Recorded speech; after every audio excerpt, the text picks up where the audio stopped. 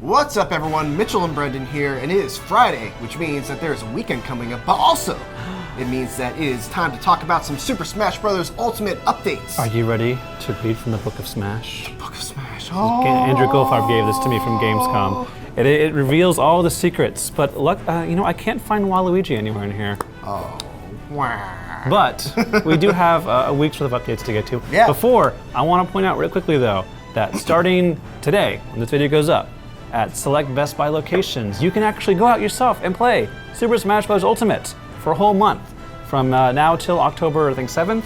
I'm very glad that you brought that up because you told me to remind you of it at the end or before the end of the video, and you just brought it up right at the start. Because I remembered. And I didn't remember all at all. in here. That's not in there, but and yes.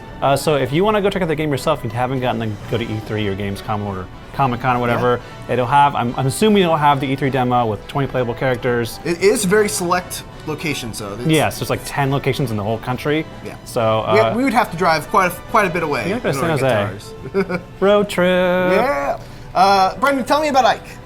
Ike was our first update, and I like Ike. Do you like Ike? It's okay. We all like Ike. He's a Fire Emblem boy. He fights for his friends. He does fight for his friends. It's very admirable. He's also a spiky anime hair sword wielder number 20. Yeah. A lot of those. For me, Ike is kind of he's not really my playstyle. He's a bit of a slower character. He is. He's what I call like the one punch man of Super Smash Bros. If he hits you with that smash, yeah, it doesn't matter what you that forward figure out. smash is very slow, but if it connects, it just feels so satisfying. Yeah. What's cool is that in this iteration, you can play as both the Brawl smaller version, which was featured in Path of Radiance on the GameCube, his kind of scrawny boy, and the Smash 4 bigger Ike, beefier version from the Radiant Dawn on the Wii.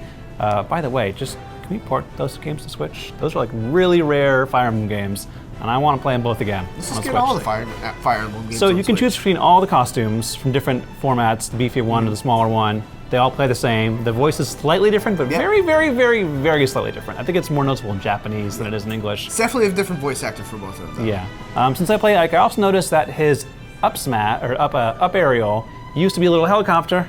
Loved using that move. It is not. It's been retired, right? R.I.P. helicopter. But he now has a kind of an upward slash, kind of like the other. Kind of similar to Marth. Yeah, similar to Marth, and because of that, that's actually a little more range than it used to. It was very, horizontal. Now it has a little more vertical range to it. It's quicker. I kind of like that. I'm fine with that. Yeah. His neutral aerial has a little bit changed animation, but it's still.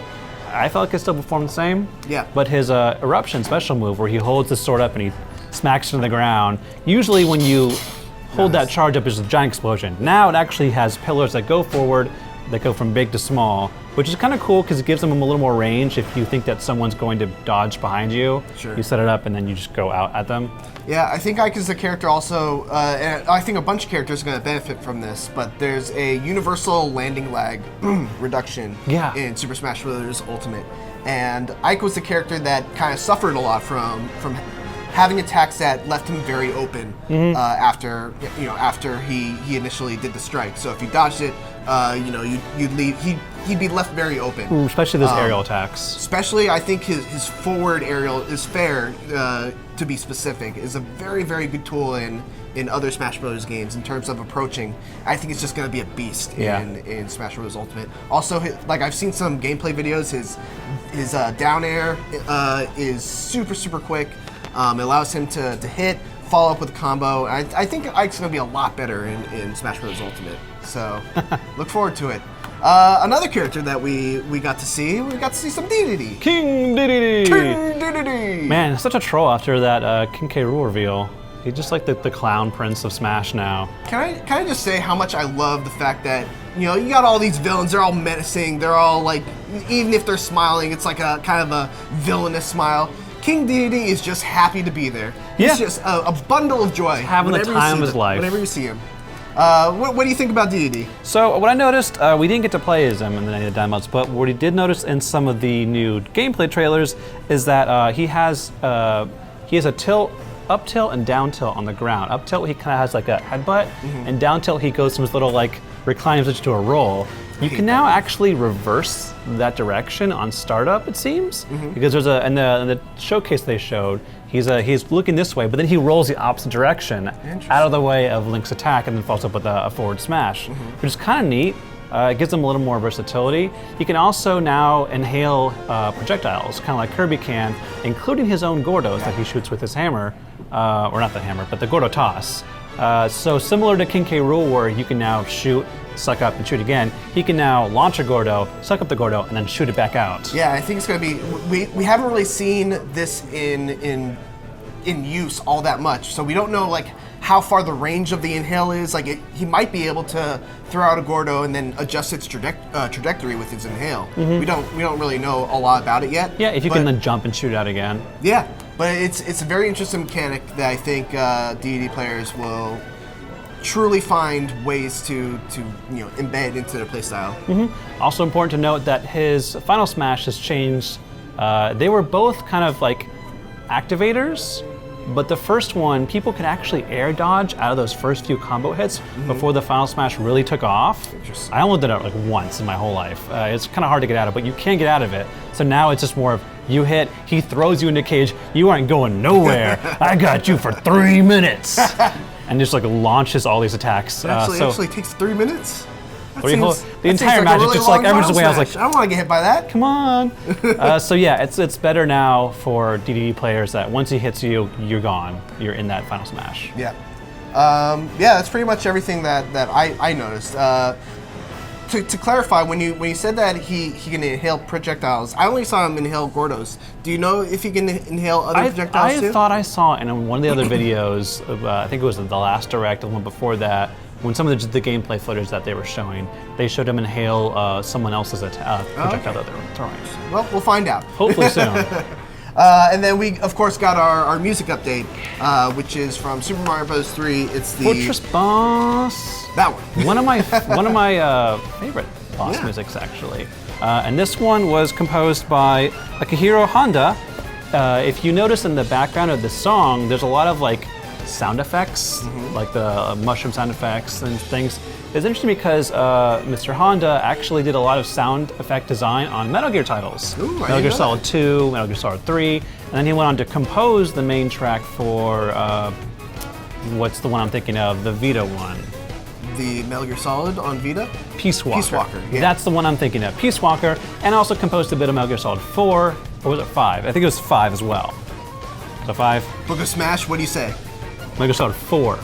Book of Smash says Metal Gear Solid 4. And Peace Walker. So it's cool. It's a very jazzy, very upbeat. It really reminds me of like an RPG boss battle music. Yes. Which is kind of weird. Like, it's funny. You think of Super Mario Brothers 3 songs, and that one obviously sticks to my mind, but it's not one of the ones I would immediately think of. Yeah. But it makes sense, especially with the arrangement that they did and how they extended it out and just did some crazy stuff with it. It's a nice track to listen to it. It really does sound like an RPG boss battle music. So, yeah, very, very cool. And then we got one of the most legendary, iconic stages in Super Smash Bros. History.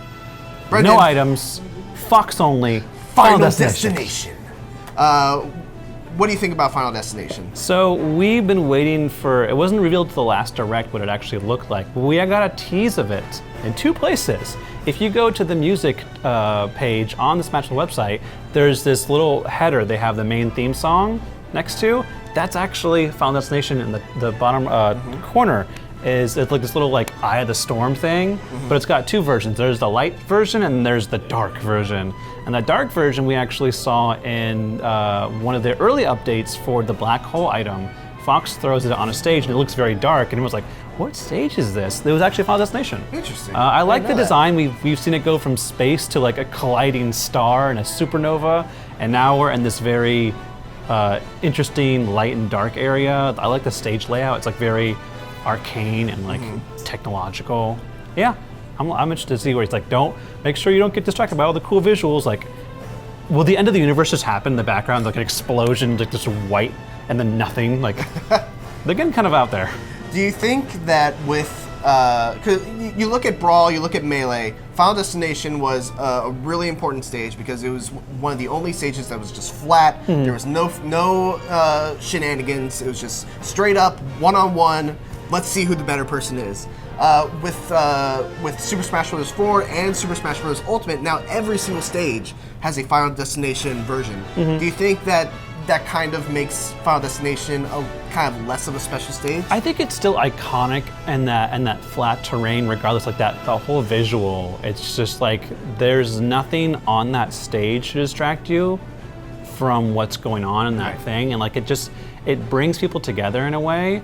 But then again, now that we're gonna have Fountain of Dreams Final Destination, that might be the one for me to go to. Yeah. And in Super Smash Bros. Ultimate, every stage also has a battlefield version. It's true. Okay. Facts. I'll still go Final Destination every now and then. And then finally, of course, we have the Alolan Exeggutor. Right? Did I say that right, Casey? Just off screen. No!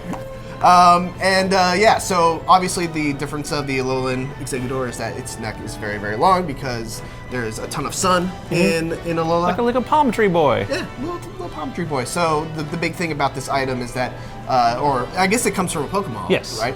So you would throw it on the edge, it would pop up, and it would be very, very difficult for a lot of characters to actually get over that giant I palm can tree imagine boy. quite a few characters like Little Mac that are kind of just have to like bide their time, like Qui-Gon and Darth Maul just like sitting there waiting until the Pokemon goes away. If you don't have a wall cling, I think you are in big trouble. They kind of showed Diddy Kong and Bayonetta up there. She can do it as well. Yeah. I'm sure Kirby could probably fly over that thing as well. But it's also interesting because they showed Mega Man throwing his saw blade and it sticks to the side. Oh, I thought you were going to say cut it down. We're like, oh my god, it's so violent. I kind of want to see like Villager get his axe. It's just another tree to chop. Oh no. But yeah, It's I wonder if all plan. projectiles are now blocked. Like will Samus's charge shot, will Final Smash charge beam get blocked too? Can you teleport with like Sheik's teleport or Zelda's teleport, or is it just block everything? That's gonna be fun to find out, and especially positioning, because when you throw a Pokeball, you don't always think of what's gonna come out and how it's going to affect, but this is very stage centric. So imagine if you're on Big Blue, you throw it on one of the F-Zero racers, and there's this giant wall of a tree coming at you, and you can't go anywhere. It obviously you can't plan for it because it's coming from a Pokeball, but it may make people think about where they throw a Pokeball rather than just if there's a chance it could be an Exeggutor or not a Alolan Exeggutor. Right. Maybe you might think about where you want to put that Pokeball. Just have an edge guard for you. So yeah, Brendan, it's a little bit strange, but that's all the updates we got. Well, what happened for Friday? Well, I mean, I think you have a theory about that, don't you? I do, and it's all revealed in the Book of Smash. Not really.